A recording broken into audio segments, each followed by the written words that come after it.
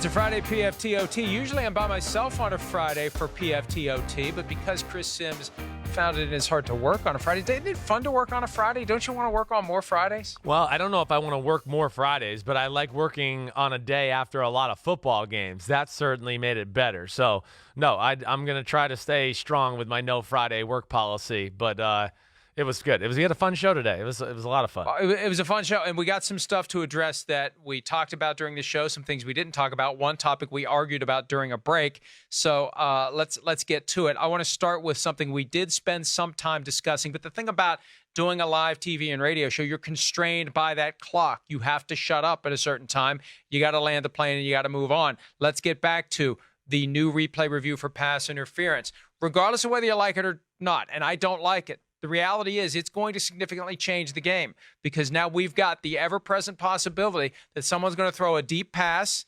and there's not going to be a flag for pass interference, and somebody's going to throw the red challenge flag questioning whether or not there's pass interference. A couple of minutes later, Al Riveron from 345 Park Avenue is going to hand out 40 yards of field position. Last night it was 33 yards that he gave the Jets after Adam Gase challenged a no call of pass interference. Chris, this is a huge dynamic, and I hope they understand what it's going to do to the game. Yeah, it is. I'm concerned, just like you are. There's a lot of moving parts here. First off, it's a subjective play. You and I and 10 other people in a bar could be watching the game, and 7 could say, 6 could say it's pass interference, 4 could not, or vice versa, whatever it may be. So then it shouldn't be. That's the thing. Yes, okay. If there's any disagreement among those people in the bar, it should not be overturned. That subjective judgment call should be honored. That's my concern. Okay. It's got to be as clear as what we saw in Rams Saints before, and it's got to be clear and obvious and boom, not something you have to study or look at carefully. If you have to look at it carefully, it's not clear and obvious. And that's my concern, that you're going to have things that get overturned that in the past when there wasn't a flag thrown, nobody thought it was a big deal. Right. Oh, yeah, that was kind of close, but, it's a judgment call and we move on. Now, all of a sudden, you've got this new horizon of calls that you can say, hey, maybe that was pass interference, and the red flag comes out. Now Riveron agrees that it was. Yeah, well, I mean, as far as the way it was last night, and I know you used the phrase like handing out 44 yards or 40 yards or 33 yards, whatever it may be. Hey, the non-call on the field was blown last night. That's the best way I could say it. It was applied correctly in that Giants-Jets game last night where we saw Adam Gase challenge it. The guy clearly had the hold of the wide receiver's wrist where he could not get another hand up there, and not just for like a split second. It was like grab, grab, grab, grab, and he never let go of it. So he had it locked down to where the guy never got a chance to put two hands to try to actually catch the football. So it was correctly applied there. But I'm with you.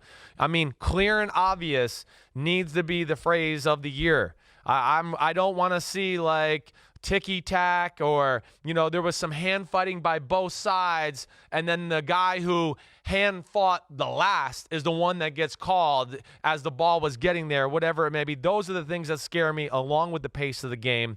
We'll see. You made a good point about if there's a ton of pass interference calls, will they stay with, spot foul, right? If it's 40 yards downfield, you get 40 yards. Will they go to the college way with the 15 yards? I don't know. But either way, DBs better be on their P's and Q's this year because, things are going to be analyzed more than ever as far as what they're doing down the field while the ball's in the air. I think the obvious next step is that indeed they're going to be pushing to change pass interference to a 15-yard penalty. That bubbles up from time to time in the NFL. I think that it becomes inevitable when we look at the consequences of Al Riveron dropping a flag from hundreds of miles away and giving a team that much field position. A third of the field went to the Jets last night based upon the review. And I still believe that the bar needs to be higher before we're going to invade the subjective judgment. It's one thing, Chris, to look at the shot of the sideline and see whether or not the guy got 2 feet down before he went out of bounds with a catch or whether or not his knee was down before the ball came out. That's undeniable. That's objective. I still think even the grab of the wrist, there's an element of subjectivity that comes into play here that I don't like having the judgment made in real time invaded. And even though you could argue last night, yeah, he did grab the wrist and hold it, and maybe it was a good decision, there's going to be plenty of these that we're complaining about where Al Riveron went too far. I guarantee you that's going to happen. Yeah, I think there is too. Well, I mean, Al, and he's got a tough job, and I know that.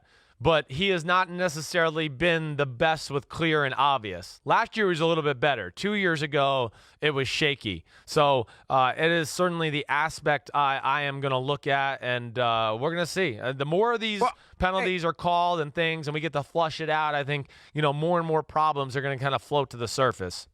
Here's the other thing, too. Is this what they want? Do they want you and I every Monday morning breaking down in a full segment all of the pass interference calls and non-calls that shouldn't have been? And it's going to happen far more often than not, where a flag is thrown via replay review than where a flag is picked up. Because I think it's going to be almost impossible to have a flag picked up. Because if there's any contact and they say pass interference, then it's pass interference. Yeah, and how do you overturn it? It's going to be these situations where there's no call in real time and Al Riveron's dropping the flag. And we're going to end up talking about it a lot unless they make that bar higher. All right, the Eagles have the bar move a little bit lower at backup quarterback with Nick Foles out and Nate Sudfeld in. They were hoping they'd get a lot out of Sudfeld in the preseason to make sure that he would be ready to replace Carson Wentz if Wentz gets injured at some point during the regular season.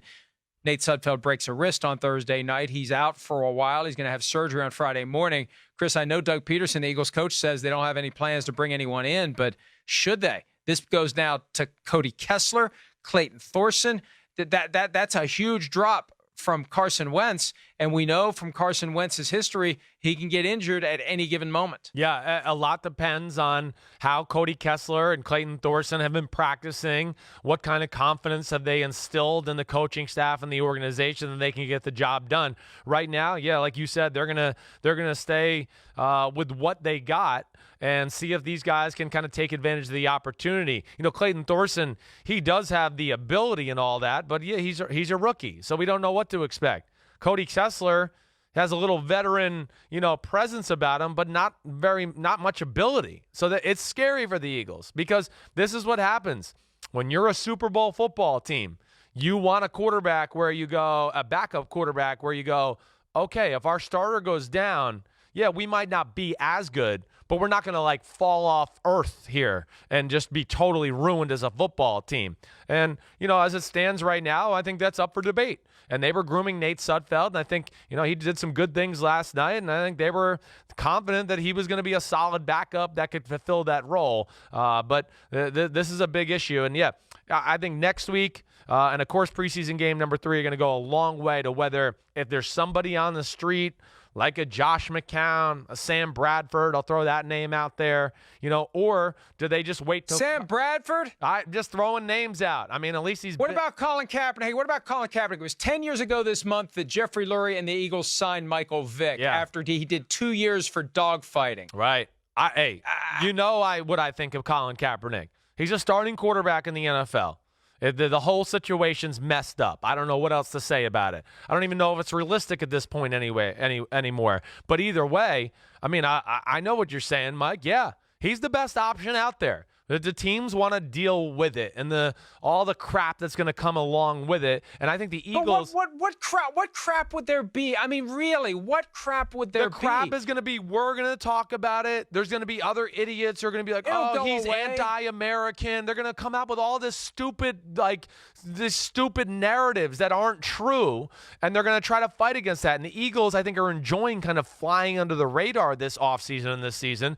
I'm just not sure they'd welcome it. I'm all for it. I hope they do it because we'll defend Bottom line, you either want to have a backup you feel good about behind a quarterback who is injury prone or you don't. There's no way you feel good about Cody Kessler. There's no way at this point in his career you feel good enough about Thurston Howell III. And with Nate Sudfeld out, I think they have to at least consider it. Now, maybe Colin Kaepernick would want too much money. I mean, there's all these ifs and buts and suppositions because nobody's ever engaged Kaepernick in a conversation about what he wants. Yeah. But how could you not at least have that conversation if you're the Philadelphia Eagles? They pride themselves on emotional intelligence. Maybe it's time to display a little of it as it relates to the Kaepernick situation. All right, speaking of emotional intelligence or the lack thereof, Aaron Rodgers publicly called out his team's decision to have joint practices with the Texans, called out the kickoff drills that were conducted as part of it, said that the NFLPA is going to be interested in taking a look at these close to live kickoff drills.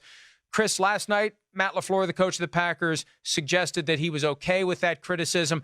I'm not okay with any quarterback taking anything outside of the organization. I don't like that he talks publicly about these things, and I think any coach worth his salt has got to be pissed off if any of his players, especially his starting quarterback, says these things publicly when they should be brought privately to the coach. Well, okay, we overanalyze Aaron Rodgers. I mean, there's other quarterbacks who have said things they don't like to do or do this or do that, and I haven't looked at it like to come up with the specific name examples. Name, well, I can't name think one of it. quarterback. I will. I'll text because them to you. It doesn't happen. Every now and then it doesn't does happen. There's nothing wrong with a guy saying, I don't like joint practices. There's nothing wrong with it. He's allowed That's to say not the that. issue. Right.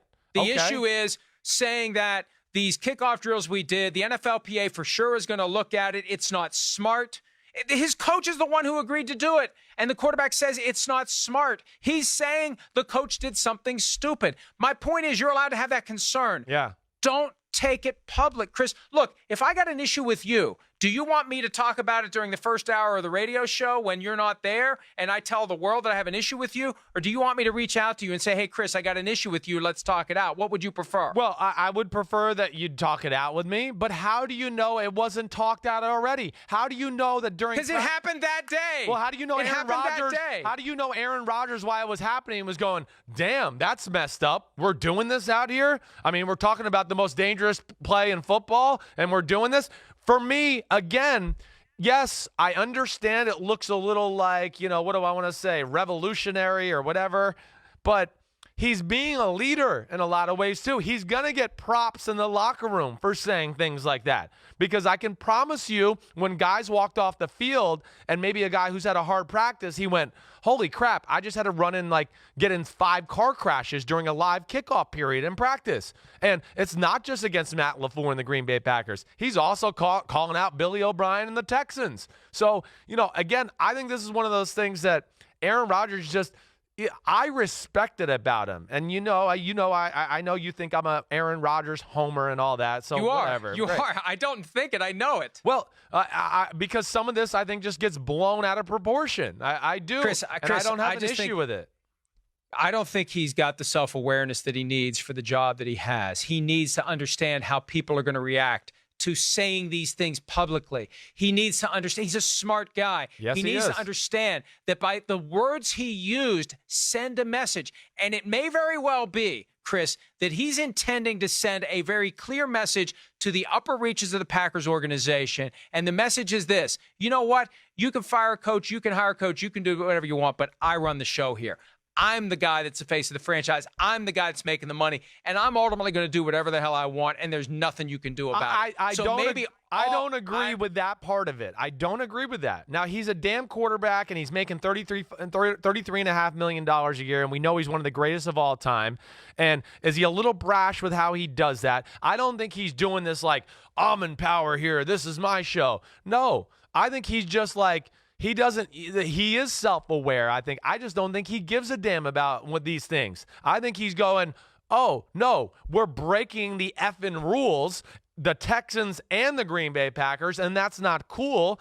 And I just don't have an issue with that part of it. Again, can we argue maybe he should handle it differently? Okay, I'm there with you. I am there with you. But I don't think it's like a cryptic message, towards the Green Bay Packer organization, or a power play on LaFleur or the other higher-ups or any of that. So, me and I know we disagree here. And look, Chris, either he's got the self-awareness of Michael Scott, or it is calculated and deliberate. Neither look is a good one for Aaron Rodgers, because these are things that should not be said publicly. All right, you know what? I have to run. There was one more topic we're going to get to. I'll write about it at PFT. We'll have time to discuss it on Monday. What did you have scheduled that you forgot you scheduled that you just realized you have to do something? See, usually on Fridays you're not here, right? So I can wrap this up by 20 after 9 because I have a radio commitment in Miami every Friday. Gotcha. So because you're here and because you have to go to the bathroom and urinate before we can actually do the show. I mean, if we're going to be open about it, we'll be open about Let's do it.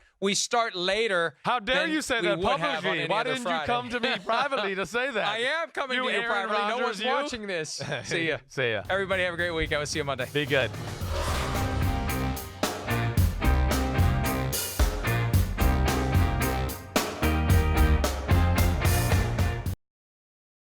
Hi, I'm Mike Tirico, and thanks for watching. Make sure to hit subscribe for the latest news and highlights from NBC Sports.